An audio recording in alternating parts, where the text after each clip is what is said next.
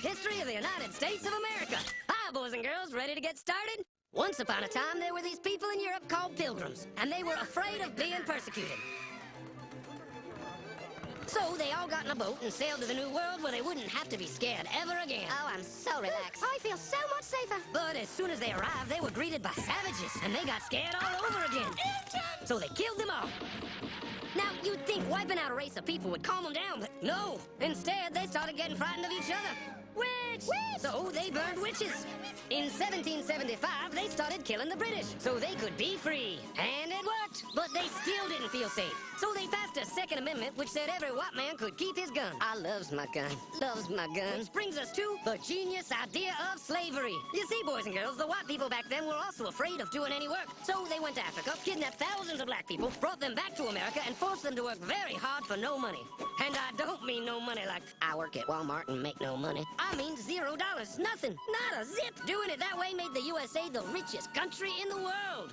So did having all that money and free help calm the white people down? No way. They got even more afraid. That's because after 200 years of slavery, the black people now outnumbered the white people in many parts of the South. Well, you can pretty much guess what came next. The slaves started rebelling. There were uprisings, and old master's heads got chopped off. And when white people heard of this, they were freaking out and going, I want to live. Don't kill me, big black man.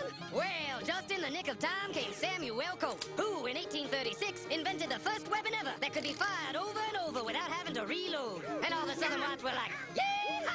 But it was too late. The North soon won the Civil War and the slaves were freed. Yep, they were free now to go chop all the old master's heads off. And everybody was like, oh no, we're gonna die. But the freed slaves took no revenge. They just wanted to live in peace. But you couldn't convince the white people of this. So they formed the Ku Klux Klan. And in 1871, the same year the Klan became an illegal terrorist organization, another group was founded, the National Rifle Association. Soon politicians passed one of the first gun laws, making it illegal for any black person to own one.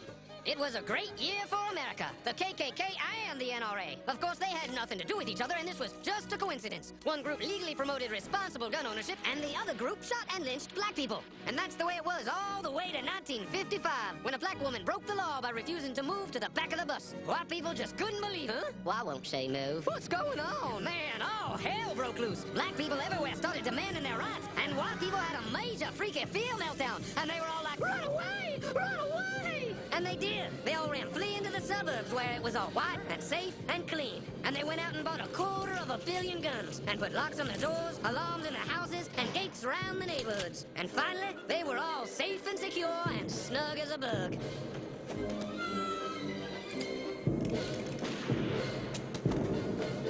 And everyone lived happily ever after.